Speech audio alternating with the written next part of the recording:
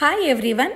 Evening ಸ್ನ್ಯಾಕ್ಸ್ಗೆ ಈರುಳ್ಳಿ ಪಕೋಡ ಎಷ್ಟು ಟೇಸ್ಟಿಯಾಗಿರುತ್ತೋ ಅಷ್ಟೇ ಟೇಸ್ಟಿಯಾಗಿ ಈ ಎಲೆಕೋಸಿನ ಪಕೋಡ ತುಂಬಾ ರುಚಿಯಾಗಿರುತ್ತೆ. ಅದರಲ್ಲೂ ಈ ಪಕೋಡ ಜೊತೆ ರೆಸ್ಟೋರೆಂಟ್ಗಳಲ್ಲಿ ಈ ಸ್ಟಾರ್ಟರ್ ಜೊತೆ ಕೊಡುವಂಥ ಗ್ರೀನ್ ಚಟ್ನಿ ಇದ್ಬಿಟ್ರೆ ದೊಡ್ಡವರಿಂದ ಹಿಡಿದು ಮಕ್ಕಳು ಕೂಡ ಎಂಜಾಯ್ ಮಾಡಿಕೊಂಡು ತಿಂತಾರೆ.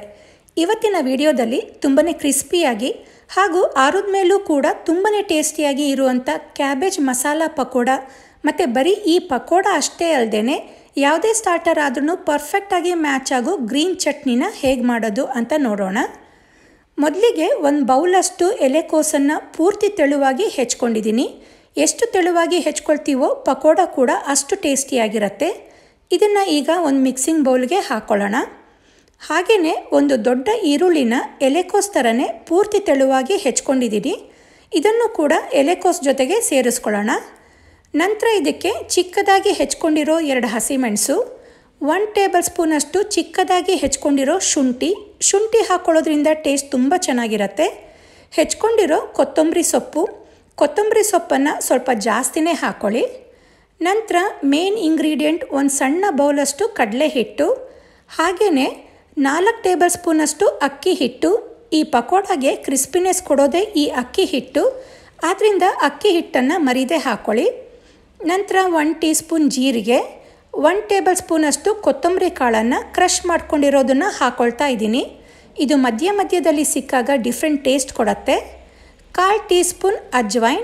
ಯಾವುದೇ ಫ್ರೈಡ್ ಫುಡ್ ಜೊತೆ ಅಜ್ವೈನ್ ಯೂಸ್ ಮಾಡಿದ್ರೆ ಡೈಜೆಷನ್ಗೆ ಹೆಲ್ಪ್ ಮಾಡುತ್ತೆ. ರುಚಿಗೆ ತಕ್ಕಷ್ಟು ಉಪ್ಪು. ನಂತರ 1 ಟೇಬಲ್ ಸ್ಪೂನ್ ಖಾರದ ಪುಡಿ. ಹಸಿಮೆಣಸು ಕೂಡ ಯೂಸ್ ಮಾಡಿದ್ದೀವಿ, ಖಾರದ ಪುಡಿ ಹಾಕಿದ್ರೆ ಕಲರ್ ಕೂಡ ಕೊಡುತ್ತೆ. ಹಾಗೆ 1 tea spoon garam masala powder.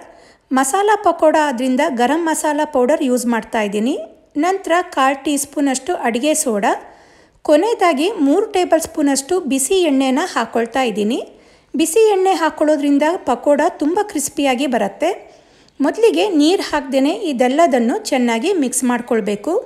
ನೋಡಿ, ಈ ಥರ ಎಲ್ಲದನ್ನು ಚೆನ್ನಾಗಿ ಮಿಕ್ಸ್ ಮಾಡಿಕೊಂಡು ಈಗ ಇದಕ್ಕೆ ಸ್ವಲ್ಪನೇ ನೀರು ಹಾಕ್ಕೊಳ್ತಾ ಮಿಕ್ಸ್ ಮಾಡ್ಕೊಳ್ಬೇಕು. ಪಕೋಡಕ್ಕೆ ಈ ಬೋಂಡ ಥರ ಜಾಸ್ತಿ ನೀರು ಹಾಕ್ಕೊಳ್ಬಾರ್ದು. ನೀರು ಜಾಸ್ತಿ ಹಾಕಿಬಿಟ್ರೆ ಕ್ರಿಸ್ಪಿನೆಸ್ ಬರಲ್ಲ.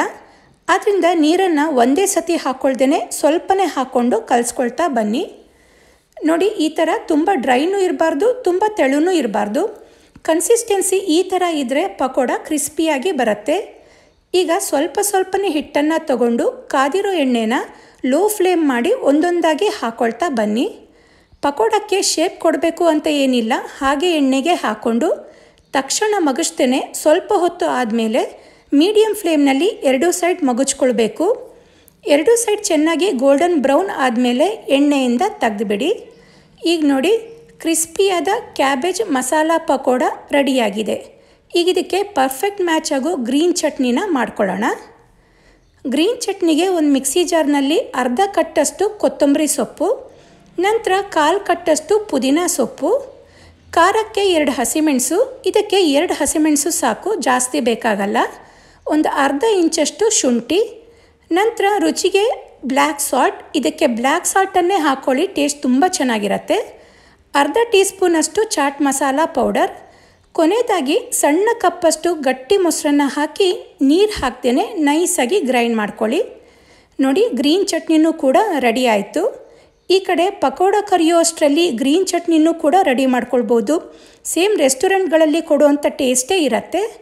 ಈವ್ನಿಂಗ್ ಸ್ನ್ಯಾಕ್ಸ್ಗೆ ಕ್ಯಾಬೇಜ್ ಪಕೋಡ ಜೊತೆ ಗ್ರೀನ್ ಚಟ್ನಿ ಪರ್ಫೆಕ್ಟ್ ಕಾಂಬಿನೇಷನ್.